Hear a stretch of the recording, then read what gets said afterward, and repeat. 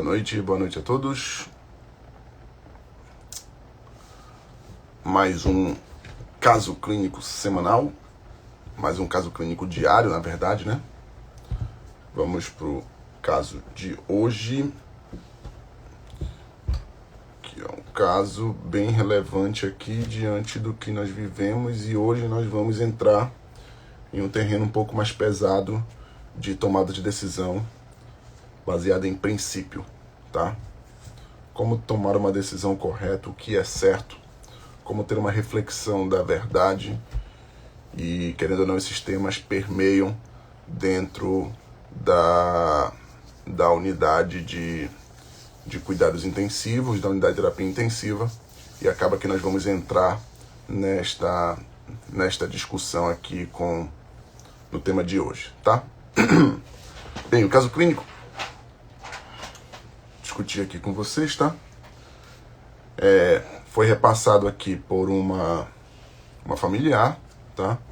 É um caso real, é de uma unidade local, tá? Ou seja, de onde eu moro, então eu vou evitar dar maiores detalhes.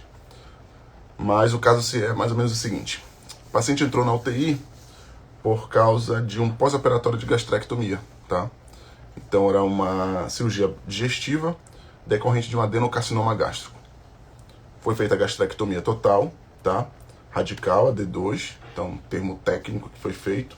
O paciente ficou 48 horas inicial na UTI, saiu de alta e, segundo o relato aqui da filha, que tá fazendo a narrativa, ela retorna para a UTI agora com uma complicação cirúrgica.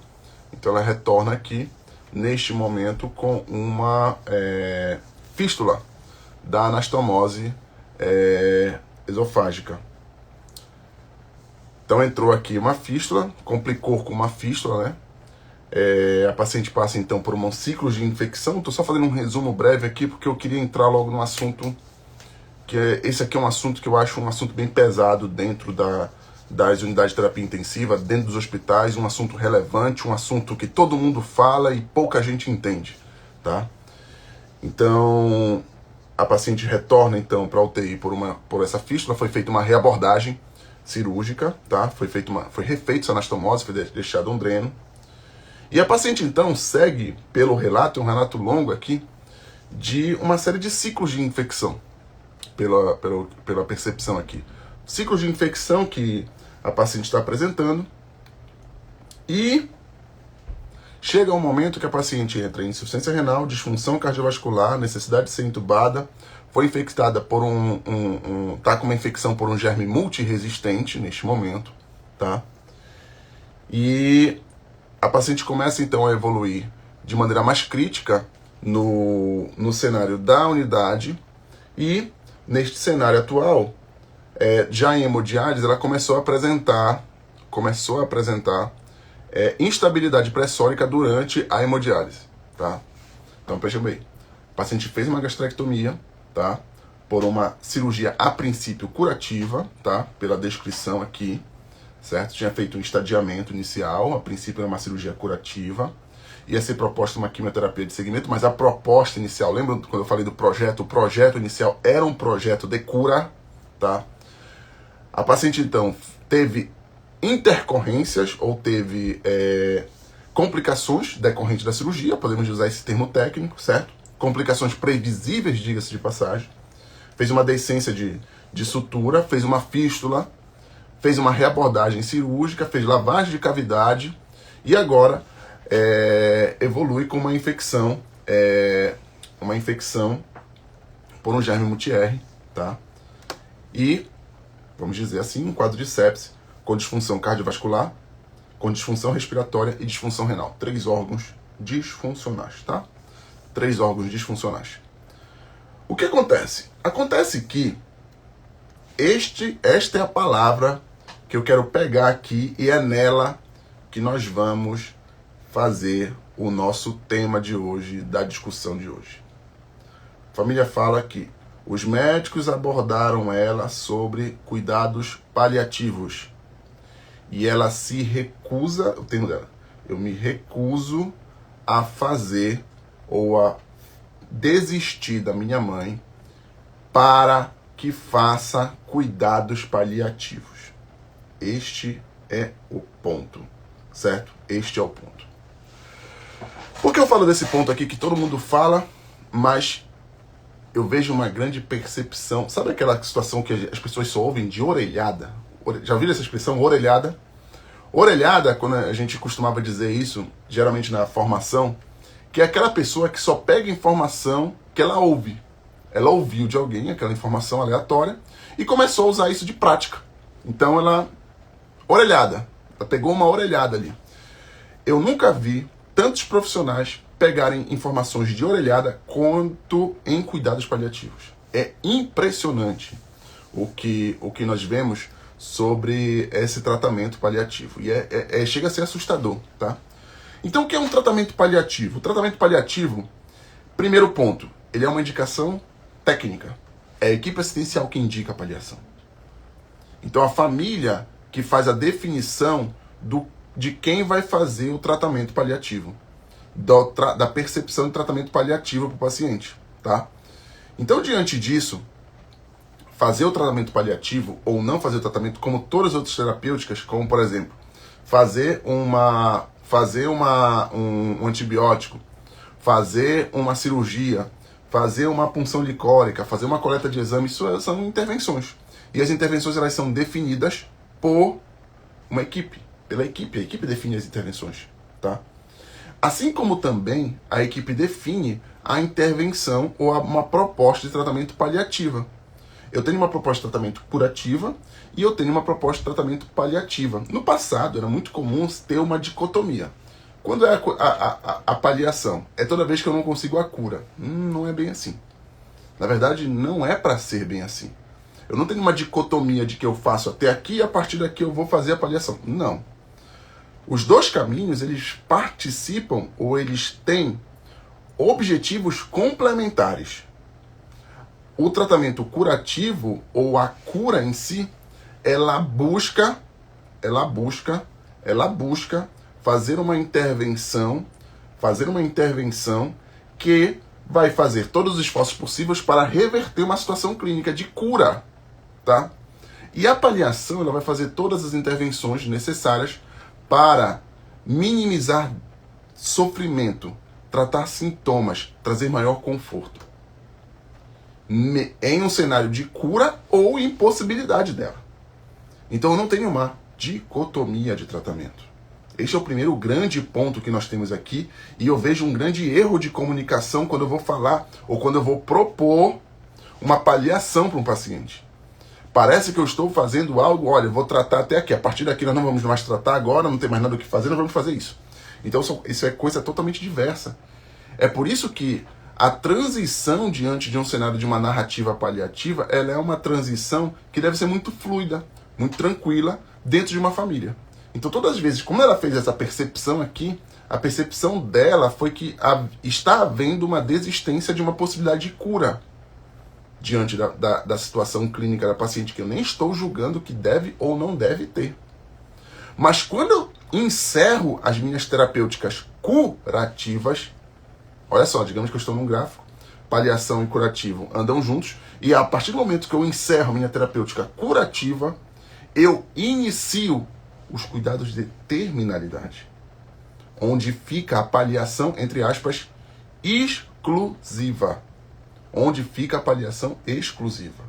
E aqui eu tenho um cenário de terminalidade, que, querendo nós aceitemos ou não, gostemos ou não, é uma possibilidade, é um cenário onde, infelizmente, todos nós, ou familiares nossos, iremos passar. Os pacientes passam por isso. É o ciclo natural da vida. Todos passaremos por isso. Tem um profissional que eu admiro muito, que ele fala que o trabalho de todo o terapeuta é preparar o ser humano para a solidão. Olha só essa reflexão. O trabalho de todo terapeuta é preparar o ser humano para a solidão. Porque no momento que você estiver no seu leito de morte, você vai estar sozinho. Você vai estar sozinho para se encontrar com o Eterno. Este é o momento, acabou. A discussão é essa, bem aqui. Então todos nós que temos o grande pavor de ficar sozinho, este momento você vai encontrar. Por isso que há tanta angústia em um momento como esse. certo? Então, diante disso, diante desse momento, o que foi que eu percebi nitidamente aqui? Já houve uma ruptura, uma quebra, uma narrativa que poderia ter algumas oportunidades adequadas de uma transição mais fluida, tá? Para este cenário. E uma transição mais adequada dessa percepção, dessa paliação ou do início desse tratamento paliativo com esta família, mediante as intercorrências que eventualmente aconteceram. Porque o que se percebe aqui nesse caso? É um caso extremamente crítico, com 3 disfunções orgânicas, uma refratariedade terapêutica, ou melhor, uma não resposta terapêutica, e diante de não resposta terapêutica eu vou esgotando as minhas possibilidades. E diante do esgotar possibilidades, diante do esgotar da terapêutica, neste caso específico, eu posso propor em algum momento finalizar ou não aumentar ou não intervir mais num cenário como este. Mas o assunto ele é um pouco mais complexo do que somente intervir terapêutico ou não, certo? E esse assunto é tão delicado porque entram aqui reflexões inclusive sobre o seu bem-estar e sobre que tipo de terapêuticas a equipe e você mesmo se sente à vontade em fazer com o paciente e com a família. Aqui há muito envolvido alguns princípios filosóficos e princípios de vida, tá? Vou dar um exemplo para vocês. Estava na unidade e nós estávamos propondo um cuidado de fim de vida, na verdade um cuidado paliativo, era o início de um cuidado paliativo para uma paciente, que era uma síndrome demencial, demenciada, certo? Ela já tinha uma demência em estadio avançado, que nós chamamos de ECOG 4, tá? Um estadio avançado de demência. E a família já tinha ponderado evitar fazer intervenções terapêuticas adicionais, tá? E nessas intervenções terapêuticas adicionais, de realizar ou não realizar, nessa ponderação da família, inclusive, não fazer essas terapêuticas, acabou que uma das propostas do alinhamento do projeto era que nós não iríamos iniciar suporte nutricional, porque a paciente estava com o abdômen um pouco distendido, certo? Estava com um pouco de débito por sonda, e a proposta foi manter apenas um aporte calórico por soro, tá? O que acontece diante disso, quando eu fiz essa proposta? Aconteceu que uma das colegas médicas virou para a equipe na hora da discussão, certo? E desta discussão ela virou e falou em alto e bom som: eu não concordo que não se inicie alimentação para essa paciente, porque simplesmente nós vamos estar matando ela de fome. Neste momento houve um silêncio na discussão, porque um profissional médico, ele ponderou que o não iniciar dieta, na percepção dele, seria uma situação de eutanásia. Ou seja, seria um antecipar a morte. Tá? E eu não estou discutindo aqui o conhecimento do profissional ou não da realização ou do início da dieta. Eu estou apenas dizendo que, de acordo com o princípio de vida dela, daquela profissional, isso seria um cenário de dor e sofrimento para a profissional. E o não realizar poderia ser traumático para ela. E por que eu estou falando aqui, basicamente neste ponto, e é um ponto que é um ponto muito desafiador para o profissional de saúde quando ele está diante de uma situação paliativa? Porque aqui existe uma esfera de conhecimento cujo eu não tenho uma resposta objetiva. Eu não tenho como dizer para você que o paciente A, que ele tem o exame B com o resultado C, é para você fazer a intervenção X no paciente. Isso não está descrito no livro. Isso não foi ensinado na faculdade. Para você tomar essa decisão, há necessidade de você entender princípios filosóficos. Olha só a filosofia que você desprezou a faculdade inteira. Princípios éticos, princípios, na verdade, bioéticos. de intervir ou não no paciente. Vou dar um segundo exemplo para vocês.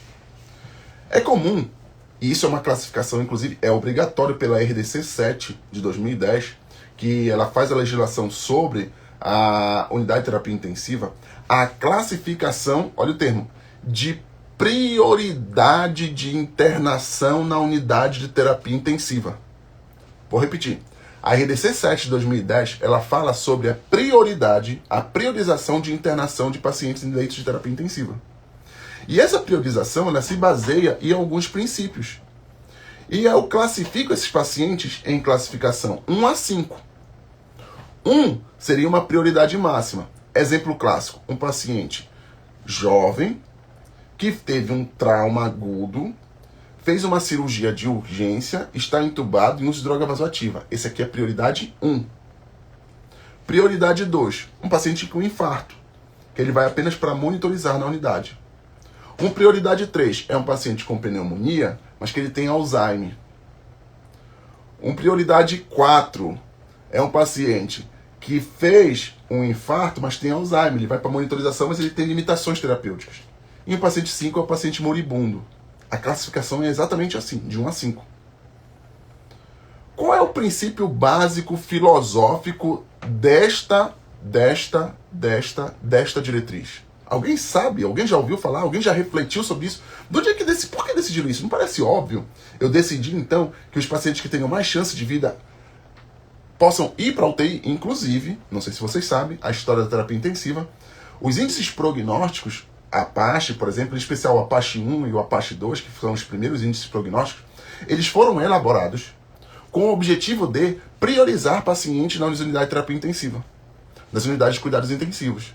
Então, quanto maior a Apache, maior a indicação do paciente ir para a UTI. Ou seja, quanto mais grave, mais o paciente deveria ir. Mas será que esse é o princípio básico? Então, o princípio filosófico que se utiliza nesse caso é um princípio chamado utilitarismo.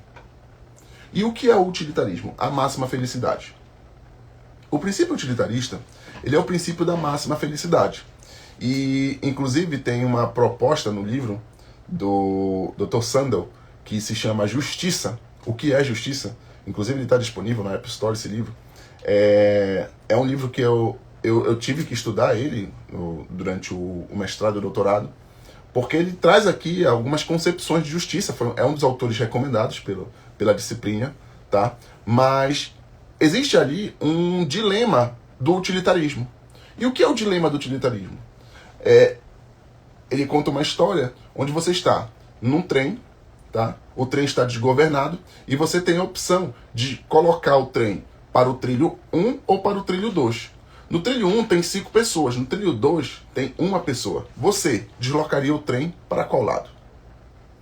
Você tem a opção de deslocar o trem.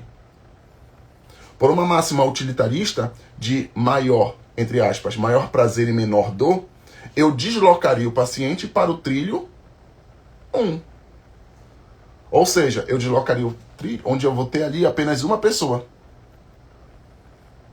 ao invés de 5. Mas ele continua. Mas e se uma pessoa que está lá, que vai ser só uma pessoa, for uma pessoa jovem, e desses lados, os 5 pessoas, forem 5 pessoas que são pessoas idosas, extremas. Você vai jogar pro lado 1 ou pro lado 2? E aí ele continua. E se do lado 1 for a sua mãe? Você vai jogar pro lado 1 ou pro lado 5? Ou pro lado dos 5? Observem como as lógicas utilitaristas,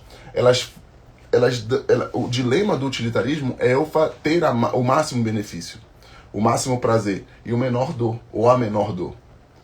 Mas antes de tudo, o princípio bioético é um princípio de replicação.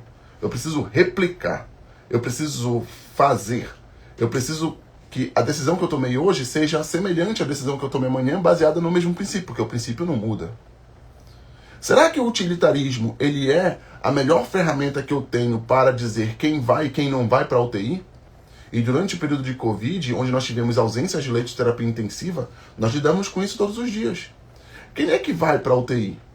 Quem é que vai para a unidade de cuidados intensivos? É o paciente jovem com Covid Ou é o idoso demenciado com Covid? Quem é que vai primeiro? E como é que nós escolhemos isso? Observem que, baseado às vezes em uma máxima utilitarista, e eu não estou dizendo que é certo ou errado, eu estou dizendo apenas onde está o princípio da utilização, eu utilizo. Agora veja bem, isso aqui é um ponto importante do utilitarismo, e talvez seja esse o ponto que eu queria colocar e trazer aqui para a reflexão. Porque aqui não é para dar uma resposta fechada, é apenas para propor uma reflexão de como você está tomando decisão. Diante de uma máxima utilitarista, se você não produz, se você não reproduz, se você não contribui e você é um peso, você não precisa mais viver. E o que é que está acontecendo hoje? Eu vejo muitos profissionais forçarem pacientes a tirar pacientes de terapia intensiva, a operadoras forçarem familiares ou pacientes, a médicos, a enfermeiros a tirarem pacientes da terapia intensiva. Não vai mais ter utilidade. O que é que ele vai estar fazendo lá? Devolve ele para a família. Mas será que a família quer receber aquele paciente? Será que a família tem condições de receber aquele paciente? Qual é a família que tem hoje uma estrutura de receber um paciente num cenário onde ele está traqueostomizado, com dependência intermitente de ventilação mecânica, com sonda vesical, com uma alimentação por sonda nasoentérica? Onde é que está dizendo que esse paciente deve sair da unidade de terapia intensiva? Então essas máximas utilitaristas, elas estão presentes hoje nas principais tomadas de decisão de terapia intensiva. Eu quero apenas que você reconheça ela e saiba que ela existe. E cuidado ao tomar essa máxima. Porque se essa é uma máxima, ela precisa ser respeitada e replicada. Sabe por quê? Porque senão você pode cair em dilemas e angústias e conflitos bioéticos internos. Porque para o paciente A você toma uma decisão, mas para o paciente B, que pode ser um parente seu, que pode ser um amigo seu, que pode ser um conhecido seu, você não vai conseguir tomar a mesma decisão. E, querendo ou não, a sua consciência vai lhe culpar por isso. Ontem, eu ouvi um comentário de que o Brasil, ele era no passado um país de pessoas alegres. E eu me lembro disso. Eu me lembro, inclusive, no interior, quando nós íamos para o interior, que como era alegre as pessoas do interior, como as pessoas eram alegres. Hoje o Brasil se transformou no país com maior índice de depressão, com maior índice de tristeza. E não é incomum nós vermos profissionais de saúde com transtornos mentais graves, depressão e ansiedade. Por que isso acontece? O que está acontecendo dentro dos profissionais de saúde? Por que tamanha tristeza com a profissão, com a classe? É exatamente o que a gente vai ver amanhã. Vamos falar de depressão e vamos falar de cuidados mentais que os profissionais de saúde devem ter. Por hoje, eu queria apenas que vocês percebessem que o utilitarismo, algo que você nunca ouviu falar, certo? Mas que está presente hoje na nossa tomada de decisão, nas principais tomadas de decisão dentro da UTI. Saiba que existe e que essa corrente é forte. E cuidado com ela. Talvez possa não ser um dos principais princípios, ou melhor princípio para tomar decisão pautada em princípios éticos. Um grande abraço e boa noite, pessoal. Tchau, tchau.